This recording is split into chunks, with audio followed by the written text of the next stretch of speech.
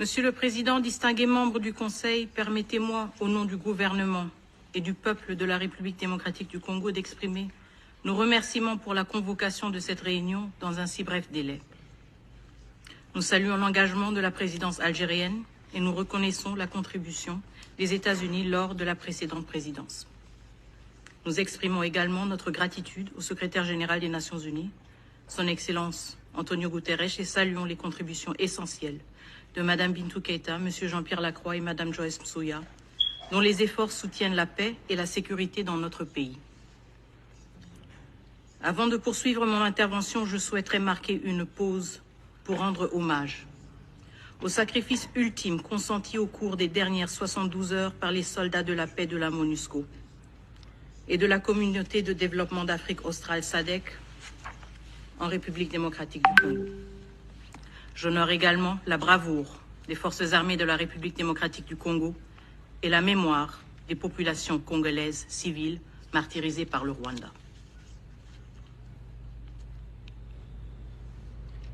Monsieur le Président, distingués membres du Conseil, l'histoire nous convoque aujourd'hui ici dans cette enceinte où se scelle le destin des nations.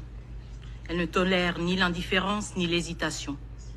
Ce que traverse la République démocratique du Congo n'est pas un conflit parmi d'autres, mais une agression délibérée et méthodique contre un État souverain. Une violation flagrante des principes fondateurs de cette organisation et une atteinte intolérable à la paix et à la sécurité internationale. La République démocratique du Congo attend légitimement de ce Conseil qu'il agisse avec fermeté et diligence pour protéger la paix et la sécurité internationale et imposer le droit international, un pouvoir qui lui est exclusivement conféré par la Charte des Nations Unies. Monsieur le Président, en cet instant même, alors que je me tiens devant vous, une attaque d'une gravité inouïe se déroule sous les yeux du monde. De nouvelles troupes rwandaises ont franchi les bornes 12 et 13 du poste frontalier séparant Goma de Gisenyi, pénétrant sur notre territoire en plein jour, dans une violation ouverte et délibérée de notre souveraineté nationale. C'est une agression frontale, une déclaration de guerre qui ne se cache plus derrière des artifices diplomatiques. À Goma, les forces armées de la République démocratique du Congo, soutenues par les troupes des Nations Unies et de la SADC, défendent la ville et sa population sur plusieurs fronts, avec la bravoure et la détermination que seule la juste et noble cause de défendre son droit légitime d'exister peut insuffler. Mais ce combat ne se limite pas au champ de bataille. Plus de 3 millions de civils, ainsi que des humanitaires, sont pris en otage par les agresseurs, utilisés comme des boucliers dans une stratégie cynique de terreur et de chaos. Les signes ne trompent pas, le Rwanda se prépare à orchestrer un carnage à ciel ouvert, avec une brutalité qui rappelle les heures les plus sombres de notre histoire. Il est impératif que les combats cessent immédiatement. Chaque heure qui passe rapproche notre région d'une tragédie d'une ampleur insoutenable. Nous refusons de voir se répéter le cauchemar de 1996, ce chapitre sombre de l'histoire africaine que nous pensions clos. Aujourd'hui, les victimes ne sont pas seulement congolaises. Cette attaque est dirigée contre l'Afrique tout entière, que dis-je, contre l'humanité entière. Les balles rwandaises frappent indistinctement les Sud-Africains, les Tanzaniens, les Malawites, les Burundais, les Uruguayens, tous frères et sœurs venus pour la paix. Et que dire de vous, membres de ce Conseil? Cette agression ne vise pas seulement la République démocratique du Congo. Elle est dirigée contre vous. Votre mission, contre vos soldats de la paix que vous avez mandatés pour protéger et non pour être pris pour cible. Laissez-moi être clair, chaque minute qui passe sans action décisive de ce Conseil est une victoire pour l'agresseur. Chaque hésitation fragilise la crédibilité des Nations Unies et condamne des innocents à l'indicible. Monsieur le Président, Mesdames et Messieurs, le monde vous regarde, il est temps d'agir. Depuis le 6 janvier 2025, les forces de défense du Rwanda et leurs supplétifs du M23 intensifient leurs attaques en violation flagrante du cessez-le-feu du 4 août 2024. occupant les localités stratégiques telles que Katale, Louchébéré, Massissi Centre, avant de progresser vers Bouéremana, Minova et Kalungu. Ces attaques aggravent une situation humanitaire déjà catastrophique, provoquant le déplacement de millions de Congolais et visant à chasser les civils de leur foyer pour établir une administration parallèle et modifier la configuration de la région. À Goma, les RDF ont délibérément coupé les lignes d'approvisionnement en électricité et en eau, bloqué les routes d'accès stratégiques et utilisé les brouilleurs GPS mettant en danger les vols civils et humanitaires. Le 19 janvier 2025, l'hôpital de Médecins sans frontières à Massissi Centre a été frappé par une roquette, blessant 2 humanitaires. Ces actes, comme les attaques répétées contre les camps de déplacés, illustrent une violation manifeste du droit international humanitaire et révèlent l'objectif des RDF et du M23. Semer la terreur et paralyser l'assistance humanitaire. Nous mettons en garde contre le piège du prétexte fallacieux avancé par le gouvernement rwandais qui brandit la protection d'une de nos nombreuses minorités comme justification de son ingérence. La réalité est tout autre.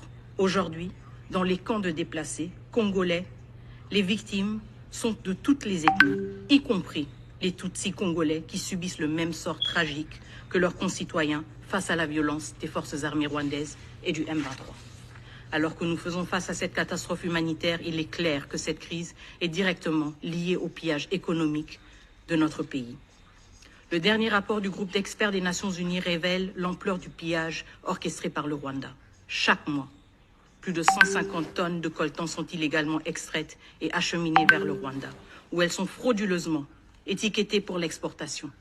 Ce commerce illicite compromet la souveraineté de la RDC et finance directement les activités militaires des forces armées rwandaises et du M23. À Rubaya, le site le plus grand d'exploitation de coltan de la région, les RDF et le M23 ont établi une administration parallèle, exploitant nos ressources et imposant leur contrôle sur les populations locales en toute impunité. Ces activités doivent être sanctionnées. Cependant, cette exploitation illégale n'est qu'un aspect de l'agression menée par le Rwanda. Depuis le début de leur campagne de terreur en 2022, les RDF et le M23 ont systématiquement ciblé les forces de maintien de la paix. Le 24 janvier 2025, le général-major Peter Chirimwami Nkuba, gouverneur militaire du Nord Kivu, a été lâchement assassiné par les forces armées rwandaises alors qu'il commandait sur la ligne du front. Le 25 janvier, 9 soldats sud-africains, 3 soldats du Malawi et 1 soldat uruguayen ont été tués dans des affrontements avec le Rwanda et le M23. Un char des Nations Unies a été incendié, marquant un nouveau seuil dans l'hostilité ouverte envers les institutions multilatérales. Par ailleurs, une compagnie de casques bleus tanzaniens à Kanyabayonga reste jusqu'à présent encerclée et coupée de tout approvisionnement par les RDF et le M23. Le dernier rapport du groupe d'experts révèle également l'utilisation par les RDF et leurs supplétifs d'un arsenal sophistiqué. Missiles solaires, mortiers guidés par GPS et missiles anti-chars. Ces violations flagrantes du régime d'embargo sur les armes et le droit international humanitaire menacent gravement la paix et la sécurité de la région des Grands Lacs. Ces 3 dimensions, humanitaire, économique et sécuritaire, révèle une réalité incontestable.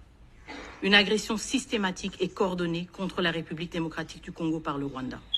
Monsieur le Président, distingué membre du Conseil, le processus de Luanda, conçu pour offrir un cadre de résolution pacifique, a été saboté par l'intransigeance du Rwanda. Chaque engagement pris à Luanda a été piétiné, à commencer par le cessez-le-feu du 4 août. Aussi, depuis l'établissement du mécanisme de vérification ad hoc renforcé à Goma le 5 novembre 2024, le Rwanda n'a jamais envoyé ses 3 experts militaires pour superviser la mise en œuvre du dit cessez-le-feu. Rappelez-vous, lors de notre dernière réunion du 8 décembre dans cette salle, le représentant permanent du Rwanda avait affirmé que les experts étaient en route pour Goma. Aujourd'hui, 82 jours plus tard, ils ne sont toujours pas arrivés. Le 15 décembre, le Rwanda a sciemment saboté le sommet convoqué par le facilitateur du processus de Luanda, son Excellence João Lourenço, en ignorant son invitation. Et le 23 janvier, le président du Rwanda a surpris le monde entier en sollicitant la médiation de la Turquie, s'éloignant ainsi des principes de solutions africaines aux problèmes africains.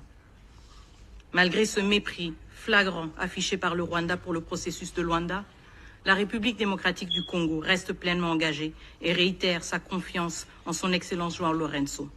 Ce processus, endossé par l'Union africaine, demeure le seul cadre légitime pour une solution politique au conflit entre la République démocratique du Congo et le Rwanda. Ce cadre, exclusivement interétatique, ne saurait inclure des acteurs non étatiques ni les élever au même rang que des États souverains. La République démocratique du Congo rejettera toute tentative d'inclusion du M23 dans le processus de Luanda, l'orientant plutôt vers son cadre légitime, le processus de Nairobi, sous la facilitation de son Excellence Uhuru Kenyatta. La République démocratique du Congo renouvelle toute sa confiance en lui et rejette toute tentative visant à diluer les efforts de la médiation. Monsieur le Président, distingués membres du Conseil, malgré les alertes répétées du gouvernement congolais depuis 3 ans, ce Conseil est resté passif. Ce Conseil ne peut se contenter de déclarations de préoccupation ou de rester simplement saisi de la question.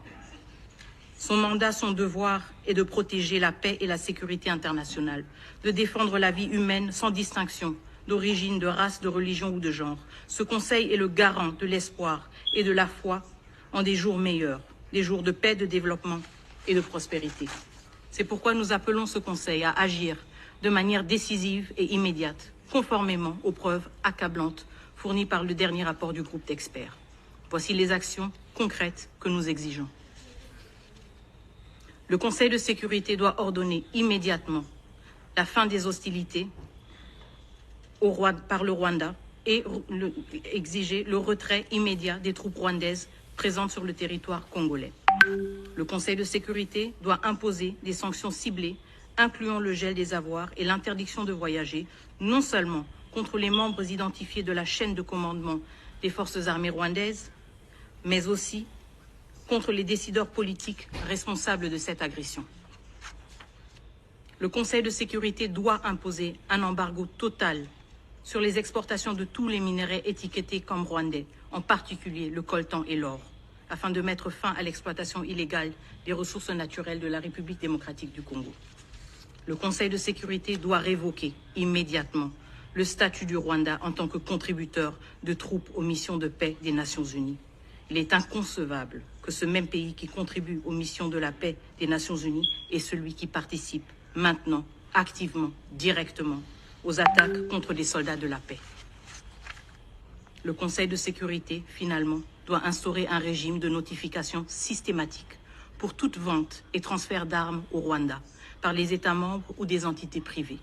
Cela garantira que ces armes ne soient pas utilisées pour équiper des groupes armés sous embargo, tels que le M23.